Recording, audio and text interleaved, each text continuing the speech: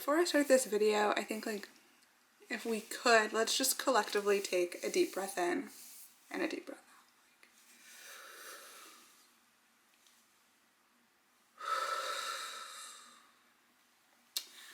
out. For this week's video, instead of sharing with you some books or other stuff, I would like to give you guys more of a formal introduction to who I am as a person. I feel like you can easily get a sense on social media, but I don't know if you have any preconceived notions or not, but I'd still like to tell you who I am from my own perspective. So, my name is Lauren. My name is Lorelei, but my birth name is Lauren. My family still calls me Lauren, or Lolo, but professionally and pretty much anyone outside of my family, all friends and everything in and outside of New York, they call me Lorelei.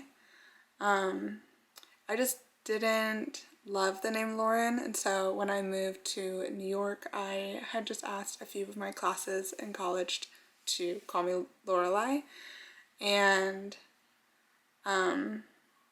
it's just always felt really right. Like, I kind of act better when I am like, oh, like, what would a Lorelei do, or what would blah, blah, blah. And I think it's because, like, when I went by Lauren, because I didn't respect the name, I was like, well, whatever, like, it doesn't mean anything, you know, so who cares? But I feel like Lorelei is a very respectable name. You get Gilmore Girls, you get Cockatoo Twins, you get all these other songs that are like, and films that are just amazing. So yeah, Lorelei. I'm the second oldest of 7 kids, and they all kind of live either in the South or over along the West Coast in Idaho and California and all over there. I miss them a lot, and it was really fun growing up together, but I would never live with all of them again, and I'm very happy that we don't live under the same roof anymore. I grew up in a very small town called Sun Valley, Idaho. It's a ski resort. Some may know it for Allen & Co., which is like a major business meeting among CEOs that like gather there every summer. Very beautiful, very fun, highly recommend visiting, but I don't think I'll ever live there again. I've lived in New York for about 6-7 years, and it was only until about like 5 years in, kind of like 2021, where I started to reconsider my life here. And I had just moved back during COVID, I went and lived in Connecticut for a little bit to babysit and be a live-in nanny, which was amazing because it was hard finding work, as I think everyone knows. And so when I moved back, I found an apartment alone, which was amazing. It was so fun to live alone, but it was also incredibly lonely. A lot of my friends had moved out of the city, and so the few that were left, it was just like it was hard to kind of like gain those friendships back, because as I think everyone knows, we just had like gotten this huge fatigue of trying to keep up with everyone over COVID, and like answering the question, how are you, over and over again is like the exact same as it was 4 months ago, but you know, so I don't know. But so it was hard, and I was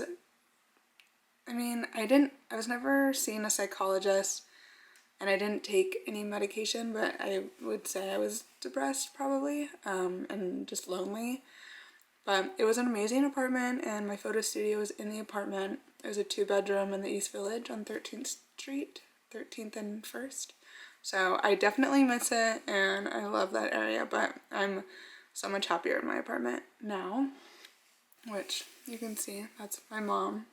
I took Um, but yeah, so I was like reconsidering New York a little bit and was thinking I'd move to London or Berlin or whatever. And it was kind of funny because around that time I had DM'd this fashion designer on TikTok, and we ended up becoming really good friends, and I now live with him and our other roommate. And so now there's a lot more like social life, and it kind of feels like pre-COVID New York again.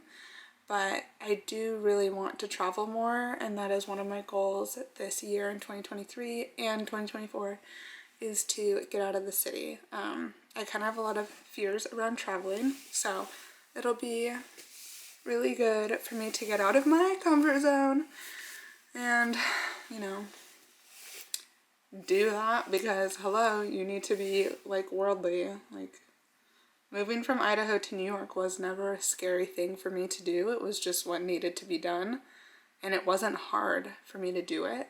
So it's, you know, like, it was just like that was the plan. It was the only other place I was meant to be. It was New York. So and even though it is New York, it still is like such a small town, you know. So, but kind of like Spitfire, a few other things about me that you wouldn't know from social media is I love pumpkin and zucchini bread. Like, I could eat it every single day, every meal. When it's moist, it's just like chef's kiss. Another thing, I love a PB&J sandwich on sourdough bread, and not like jelly, but like jam, raspberry with the seeds on it. Yeah, I think that's really good. I'm allergic to everything though, so like when I do eat the pumpkin and zucchini bread, it can't have dairy, gluten, or sugar in it, and it's like pretty raw when I'm eating it, like raw foods, because I have lupus, and my lupus is allergic to a lot of foods, so it's not recommended that I eat gluten and dairy and sugar because it increases inflammatories in your body. So it's best to like eliminate those to kind of help cure your lupus, even though there's no cure. But I'm allergic to everything, so I cook a lot at home, or only go to like places I know I can eat. But if I were to eat gluten, dairy, or any whatever, nothing happens. I don't die. I just like, my lupus just gets a little bit worse. Art galleries, forever, always, every Saturday. Saturdays are for the girls. They're for art galleries. It's the most fun. I think I've mentioned this on TikTok quite a few times, but the Seesaw app, you guys, I'm not joking, best thing that you could have on your phone if you're into art galleries. If you want to read about what shows, see a photo beforehand, even if you don't know where the art galleries are outside of Chelsea and Manhattan, like, Seesaw app. I'll put a link in the description below. I love chai lattes, but I always get an iced oat instead because of the sugar that a lot of the chai concentrate has. And I'm not like, I haven't put in the time to learn how to make like a true chai latte with you know, traditional spices. So I'm a huge romantic. Simultaneously, I am like so not in my like dating men era right now, or women era. Like, I'm just kind of like afraid of the whole thing, but and I avoid it. But I am a huge romantic, and I care a lot about people that I'm with, so it makes me really happy to kind of put my foot out there and plan dates or just be affectionate with them in public or not. And it's super fun, and I just love it. Secondhand clothing, shoes, bags, accessories, furniture, blah, blah, blah. will always be superior. Like, it is the feeling that you get when you're wearing a fully secondhand outfit is so stunning, and like you just feel on top of the world because one, it's not super matchy because you didn't buy everything from the same store. Two, it's just like it's like curating an art piece, I feel like.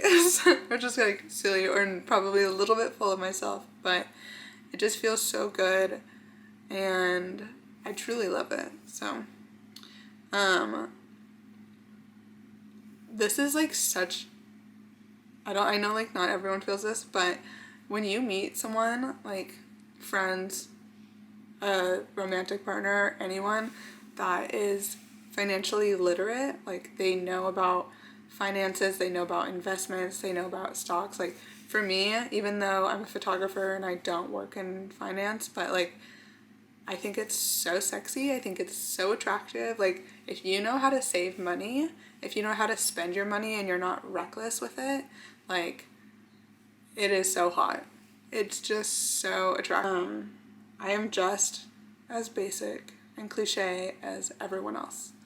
I am an oat milk, workout, matching set, chai latte, girly. I love skincare. I have a gym membership at Equinox.